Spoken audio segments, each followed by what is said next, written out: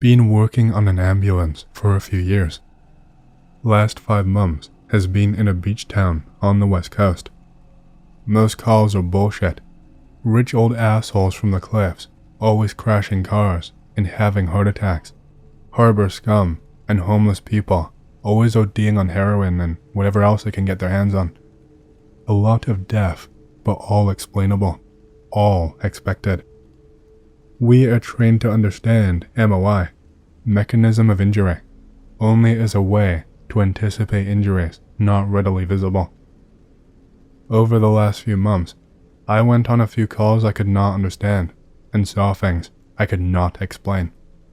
The first call. Dispatched to an unresponsive male at 0622. Barely awake from busy full moon night cleaning up degenerates. Partner and I drag ass, getting out of the chute. Bodies found in the morning have usually been there for hours, which means they usually can't be saved.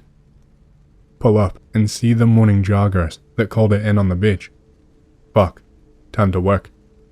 Start CPR for appearances because a crowd are watching. Body is crumpled face down in the sand, with clothes ragged and shoes missing.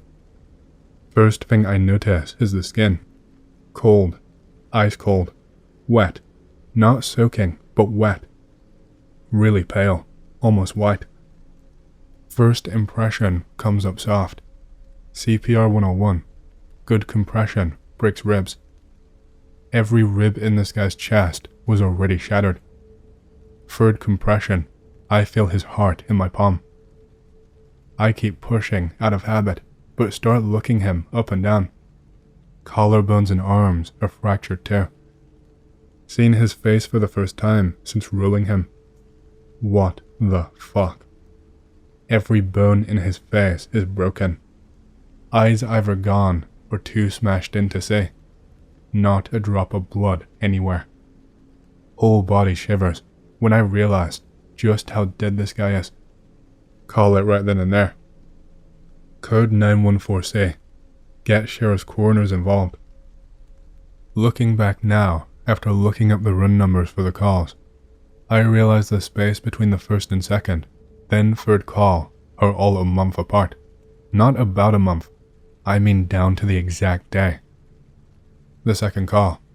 Dispatched to a traumatic at 0307. Look at call notes while en route. Drunk couple pulled boat into mooring off Eldock when they found him. No further notes. Whatever, they're drunk. Make it to the waterline before I notice the sound. Partner and I usually mess around and call back to the barking seals. Absolutely silent, except for the boats settling against their slips. Not a single one anywhere on all the docks or low-riding boat decks. Maybe migrated. I don't know. Fuck seals. Bring the gurney down to the dock. Sheriffs and fire are already there, all moving flashlights around the ground. Get close enough to see what they are stepping around. Blood. All over the fucking place. High velocity shit. Long arterial looking spray patterns along the deck and up the sides of the 2 nearest boats. Fire motions towards the second larger group, standing 30 feet further down the dock. Starts moving towards them when the blood suddenly stops about halfway. Join the circle, standing around the beat to shit body. 55 to 65 something, older guy, graying hair, with clothes ripped mostly off and stained with blood. Not a single drop of blood anywhere on his skin. Back bent impossibly around at the waist. Feet facing the ground, torso and above facing up. Arms and legs contorted with angulated fractures. Eye sockets empty and bored deep into his head, looking straight up. Don't even check for a pulse. Sheriffs professionally tell us to fuck off before we mess up the scene some more. Part 3 of I guess 4 now. Again, I don't do investigation. I only know what I know because I need to know about mechanisms, because I need to know how to put people back together. I've worked in 2 counties, more than 10 cities, some of the roughest areas in this half of the US, and I've never seen shit like this. Word in town gets around about the dock murder.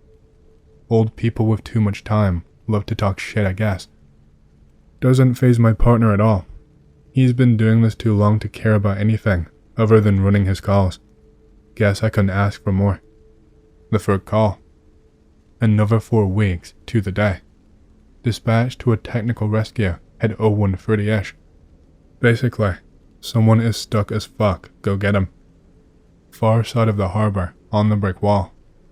Big rocks, all stacked to protect the harbor from swells. Covered in bird shit, seals, and homeless fishermen during the day. Some high school boys were out smoking when they found him. Word comes down that the sheriff's helicopter is grounded due to the fog. Time to get wet. All of us grab our bags and start climbing over rocks and out the jetty. Tide is high, highest it's been in a while.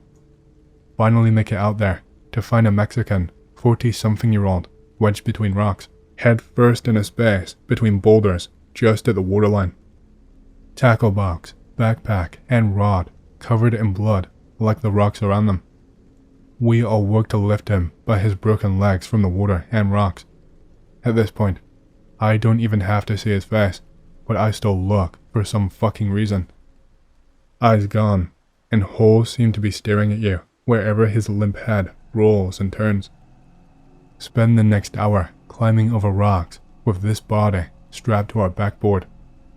Finally get to turn him over to the coroners right about the time they take inventory of his stuff. 3 days later, I'm back on shift.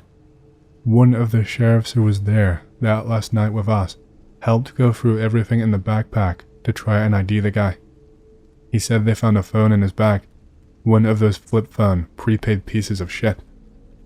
They had a family member unlock it once they got down to the sheriff's substation 2 doors down from us at City Hall to answer some questions. Found almost nothing on the phone. Few photos from the day. Caught a few fish and took some pics of them. Last 3 pictures are of the waves getting big enough to break over the jetty. Last picture is the pic above. Well, be going to Carlsbad Caverns when I was about 13 years old. Mom, dad, sister, and I. Being with my grandparents and stayed at the same resort we are going to stay in. Remember the place is busy and really cool. Tons of old West themed stuff. Arrive. Place has gone downhill in the worst way. Our car is the only one there. Need to pay, so I go check in with my dad. My dad is talking to the lady at the desk, then suddenly I hear him stuttering. Look up at the desk to ask where a bathroom is. Lady at the desk has crab claw hands. Look at Dad. Dad is just staring at me, giving me the not one word look. Go to our room. It's a dump. We unpack and go look for food. Nothing is open. No big deal. Dad says he will go and get snacks out of the vending machine he saw. Dad comes back about 15 minutes later. His eyes are wide open, and he's clenching a bag of Doritos like a madman. He says there was a man fixing the vending machine. Guy had no teeth, smelled like car exhaust. We could smell it off my dad, and was covered in meth sores. Dad thinks the guy was breaking into the machine. Dude gave him a bag of Doritos for his trouble. We tried to go to bed. It is about midnight by now. Banging on our door. Hear my dad say, I knew I needed to bring a gun to my mom. Dad answers. My sister and I peek around the corner. Dude at the door looks like a member of Slipknot. Wearing a stained up jumpsuit, carrying a wrench. Here to fix your heater. It's working fine now, thanks. Oh, must have been the people above you. Dad shuts the door. Mom says, but it's summer, and there is nobody here but us. Sister starts crying because I let her watch The Hills Have Eyes. Dad says, no, this is exactly like The Hills Have fucking eyes. Next morning, nobody slept. Mom and sister decide to shower. Dad and I say we won't set foot in that bathroom. Room service. Dad says no thanks. Lady says she has to at least see the room before she can leave. Dad opens door. Yeah, we're just about to leave, so if you could. Dad just slams the door in her face. room service lady is wearing a fucking ankle bracelet. What's wrong with that? Mom hasn't... Oh, one of the police ones. Fucking right. We are out of here. Help me pack. My mom yells about how weird the bathtub is. She says it looks like sunlight is coming through it. Dad and I are about to walk out to put stuff in the car. I decide to go and look at the back of the building, which is where the bathtub faces. There is no wall where the bathtub is. In fact, I can see the imprints of my little sister's feet against the cheap, translucent plastic. The bathtub in the room next to ours has fallen out of the wall. Dad walks up. What are you looking at? That. Jesus fuck. Dad runs in and yanks my mom and sister out of the bathroom. I start the car and take my seat. Go, go, go, go. Get dressed. Let's go. 3 seconds later, my dad is carrying my mom over his shoulder and my sister under his arm. Throws them both in the car. We speed off to see the caverns, then to fucking Roswell. Roswell seemed normal compared to the place we stayed. That should tell you something. Hunting has definitely always been my thing. Some folks get into it for the sport, the camaraderie, or even just the thrill of the chase. But for me, it's always been something deeper. The seasons, fall, winter, spring, each one had its own rhythm, its own time to be outdoors. My calendar revolved around it. Bird hunts in the early months, small game when the leaves turned, and the big ones, deer and elk, when the air crisped up and the days got shorter. Every so often, I would throw in a predator hunt, bear, mountain lion, the ones that put a gnawing feeling in your gut as you hunt them, the kind that makes you wonder if you were being hunted instead. But it wasn't just those big hunts that kept me going. There was something about the quiet ones, the off-season, the trapping even. You would be surprised how much you can learn about an area when you trap it. I didn't just do it to make a few bucks off the pelts, though of course I did that too. No, trapping kept me in the game. It gave me a reason to walk the land when others were not out there. I tracked coyotes, foxes, badgers, even bobcats now and then. Every trap line taught me something about the wilderness, something people who just go out with a rifle or bow could never get. I became almost attuned to it. The smells, the sounds, the moods. You spend enough time outside, you start to recognize it almost like a person itself. I wasn't just some weekend warrior. I didn't just dabble in the mountain man lifestyle. This was who I am. This was my world. The call of the woods, the pulse of the forest, the grind of boots on dirt. I knew it all. So when the opportunity came to check my traps, I made sure that I was out there. Some of the lines were closer to home in the foothills, where I could drive up and park. But my favorite spot was the ravine deep in the canyon, where the spring fed into the creek.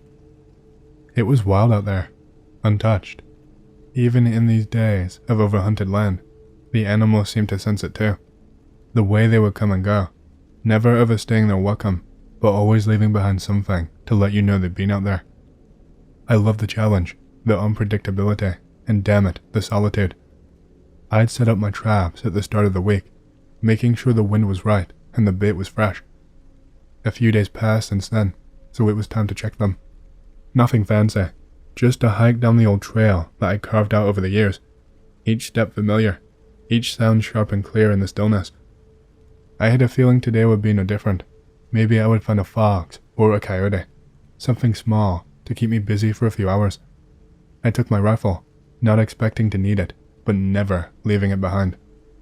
You never know what might be lurking out there. Even after all these years, you learn quickly not to trust that quiet. I started at the top of the ravine, where the old trail led down into the basin. The spring was a couple of miles in, but the traps were not too far out. I moved with purpose, methodically checking each and every one, but the results were the same as most of my checks this time of the year. Nothing. No sign of any animal. The traps were undisturbed, bait untouched. I expected it, but still, it annoyed me. The land is not barren, so why the hell was it so quiet? I reset a few of the traps and moved on, hoping for better luck as I descended into the heart of the canyon. When I reached that first loop I'd set up for the day, things started to look a little more promising. One of the traps was triggered. I knelt beside it, a flicker of hope rising up in my chest. I pulled the trap open. Nothing. Bait was gone and stolen. But the animal, whatever it was, had escaped without getting caught. Some small game, maybe a squirrel or a rabbit, had to be. The scent of fresh meat in the bait had probably let it in, and must have been small enough to grab it and bolt without triggering the mechanism. I reset the trap, fingers moving automatically as I continued on. The next few traps yielded the same results. Bait gone, no animals. Frustrating, but again, not uncommon. It was then I reached the last of the traps, the ones that lay deep at the foot of the ravine, that things took a turn. I saw it immediately. One of the traps was laying on its side, twisted and bent in a way that it should not have been. The metal bars were pulled apart. Someone or something had torn it open. My stomach twisted, a strange unease crawling up my spine. There was something wrong about the way it was bent, like the metal was not just forced open, but manipulated. And then I saw the blood. There were streaks of it, smeared across the dirt and the grass, leading away from the trap. But it wasn't just blood. There were pieces of what looked like clothing, children's clothing, small scraps of fabric caught in the jagged teeth of the trap. I crouched down and felt the hairs on the back of my neck prickle up. I thought about the stories I'd heard year-round about that missing kid, the one who'd wandered off into these very woods, never to be found. The police had never found anything, but the whispers around town never really died down. A boy, barely 8 years old. It couldn't be him, could it? I took out my phone and snapped a few pictures of the trap, the blood, and the pieces of clothing. The thought of a child out here, possibly trapped in the woods I'd been hunting for years. That thought made my stomach turn. I did not want to think about it, but the idea of a lost, starving kid out here, eating what I'd left in these traps, it kept creeping into the back of my mind. Against my better judgment, I followed the trail. The footprints were so small, unmistakably those of a child, barefoot. The prints led off into the forest, towards the darker part of the canyon, where the trees closed in tight, and sunlight barely even touched the forest floor. I had no idea why I kept walking, why I ignored the voice in my head telling me to turn around and call it in. Maybe it was curiosity, or maybe it was just a fear. The creeping dread that something is not right, and I could not just walk away from it. The tracks were not consistent either, and the further I went, the harder it became to follow them. The forest was very dense out here, thick trees and brush. The air was even growing colder the deeper I went. My heart started to thud so loud in my chest. I had not planned on being here this long. My truck was now a good few miles away, parked up by the trailhead. What happens if this is some kind of a sick joke? A twisted game played by whoever or whatever had been messing with my traps. The thought of somebody watching me, hidden in the thick woods, made my skin crawl, but I continued following the tracks. I pushed on, feet crunching in the underbrush, every sound amplified by the eerie quiet around me. It was not long before the trees grew so close together that they blocked out the light almost entirely. The forest was dark now. Every so often I would stop and listen, but all I could hear was my own pulse roaring in my ears. And then the tracks. They just stopped. I looked around, trying to make sense of it, but there was no sign of the child, or any sign of anything. The ground was undisturbed, trees unbroken. Something is definitely wrong. I stood there for a moment, frozen, trying to shake the feeling that I was being watched. It was a silly thought, but I just could not help it. I waited around for another minute, then another, but the silence just stretched on. The longer I stayed, the more uneasy I became. I had to get back to the truck. The sun was fading fast. I had no business being this deep in the canyon after dark. As I turned to leave, I heard it, a faint rustling in the trees behind me. I spun around. Nothing. I did not waste any time turning back though. My legs felt heavy, and my boots were sinking deeper into the soft earth as I scrambled up that ravine. Each step pushing me further into darkness. The trees seemed to be so close and tight with every step, their long, twisted branches reaching down, death's hand. The air felt colder now, the scent of damp earth mixed with the faint tang of decay I had not noticed earlier. My pace quickened. Every snap of a twig underfoot made me freeze, ears straining for more sounds that I could not quite place. I'm not sure exactly how far I'd walked, but the trees were growing thinner, and soon I spotted that jagged rock outcropping that marked the beginning of the more familiar part of the canyon. Relief flooded over me. I knew once I reached that rock, I would be close to the trail and ultimately my truck. But as I approached it, something else caught my eye. A pile of discarded items, mostly strewn across the ground. Some old plastic bins, a ratty blanket, a few broken toys. None of it made sense. Why the hell would a child, alone, presumably, be out here with all this junk? The toys were so worn and dirty, like they'd been out here for months. I think it was the blanket that unnerved me the most. The edges were just so frayed, fabric torn. It looked like it had been dragged around, used for shelter or for warmth. I stepped closer, my pulse picking up, and then I heard it, faint at first but unmistakable. A voice, a holler from deeper in the canyon. I froze. It was not a cry for help, but like, literally a holler, somebody calling out. It came from somewhere beyond the rock outcropping, from the direction that I'd just come from.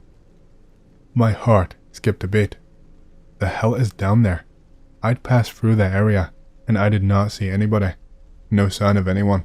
But that voice was very real. It carried to the trees, deep and muffled. Somebody shouting from far away. It wasn't the cry of a lost child. It sounded like a man. I did not think anymore. I just ran. I pushed myself harder and faster. I could not stop. I had to get out of here. The trailhead finally came into view, just up ahead. I could see my truck, a faint outline in the low light, parked off in the distance. As I neared it, I pulled my phone out from my pocket, hand shaking as I dialed the local sheriff's office. I did not even care about the noise of my breathing, or the way my heart was pounding in my chest. I just needed to get the hell out of there. The dispatcher answered pretty quickly. Her voice was calm, but I could barely make any sense of my own words. I told her about what I'd found, the trap, the clothing, the toys, and then the voice. She asked if I had seen anything else, and I told her no. Honestly, I did not even really know what I'd seen, but I knew I was not staying out there to figure it out. The call ended as I slid back into the driver's seat, slamming the door behind me. My hands were slick with sweat as I turned the ignition and headed back towards the main road. It wasn't until I was driving away that I allowed myself to really breathe again. The weight that had been on my chest seemed to lift now, but not entirely. I knew something was not right, and I knew I had not seen the last of whatever was out there. I'd say around a week later, I heard back from the sheriff's department. I really was not expecting a call, so when the deputy introduced himself, I was caught off guard and surprised. He had been briefed about the report, and apparently, there had been more incidents in that same area. Missing people, unexplained sightings. It seemed that I was not the only one who found something strange in those woods. The deputy asked me again for a formal statement, which I gave to him without hesitation. He told me they were still investigating, still trying to figure out what was happening.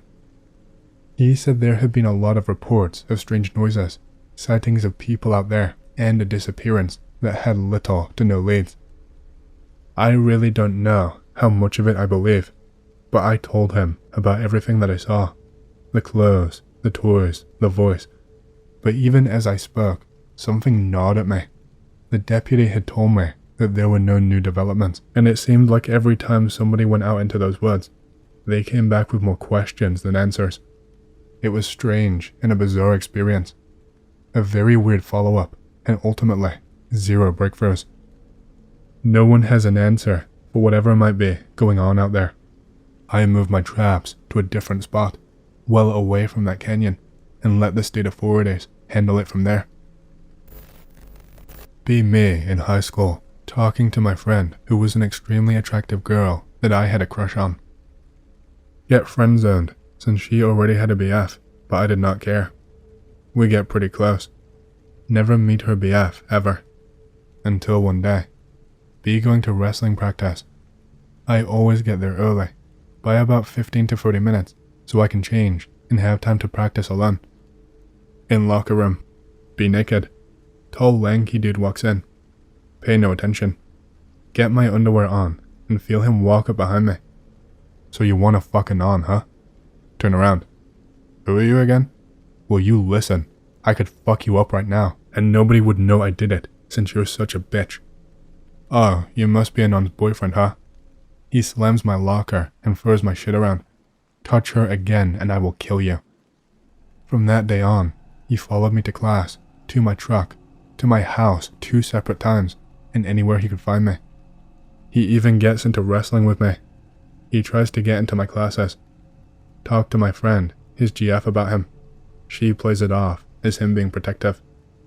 A few months into all this, I choked him out and had a few friends put him in a locker in a different locker room. Felt good, man. But he stalked me for 3 years and I kicked his ass at least 6 more times. The night I got home and he was at my house was the last time, and the last time he followed me anywhere. But according to his friends and a few mutual acquaintances, he was going to try and kill me. OP writes his power fantasy where he doesn't get bullied. Only 2K stories aren't greentext worthy. 1. Dad is a heavy equipment operator working at a big army base. Some soldiers come up to him in his D9 and ask if he can help them. Damn city kids, as my dad called them, decided to play in the mud with a tank and got it stuck because they followed the ruts, not crossing them or adjacent to them, and bottomed the tank out. Dad, being the nice guy that he is, calls over other operator with his D9 and they both pull this tank out. Soldiers were happy they did not have to call command for help. Dad thinks this wasn't their first time and give dad and coworker some cool shit as a thanks. Number 2. Great-grandpa, sometime in the 30s, got a knock on his door in the middle of a blizzard. 2 guys in really nice suits ask if they can use Gigi's phone to call a tow truck. Gigi invites them inside. His wife makes them some food and snacks, which they try to refuse. Gigi tells the guys tow truck will not make it in the snow, but he will pull their car out with his horses. They say thanks but no thanks, would rather call tow truck and wait in car. Gigi says bullshit, sit down, warm up, and have some coffee. He goes out, hooks the horses up, and pulls the car to his farm about a mile or so away. Guys are very quick to leave, even though the road is still super shitty. Thank my Gigi by handing him a few $100 cash, which he tried to refuse because old-timey farmer, but accepts after both the men make it very clear they were never at his house and he never pulled their car out. Best anyone in the family can figure is that they were headed to the town, about 3 to 4 miles from Gigi's farm that was a mob hangout. Half the bars in that town, like 5 bars in a 1.5 mile stretch, still have their secret doors going into the tunnels underneath from Capone. I don't know if this will sound creepy to you, but it terrified me for some reason. Once I saw a square in my office when I was at work. I don't know the right name for my job in English, but I am a personal chief at a company. I also do some things on the side for them when there is nothing for me to do. That day I was working on an app for the company's employees to use. Just 20 minutes working on Android Studio. Start feeling weird, kind of how your body feels when you are in a place with very loud music, like a metal concert or something. This goes on for at least 10 minutes. I think I may be tired. Decide to stand up and walk around the office. I stand up and I see this weird thing. It was a gray square thing, small, about 30 centimeters tall. Its texture looked like a tarp, and the thing was perfectly square.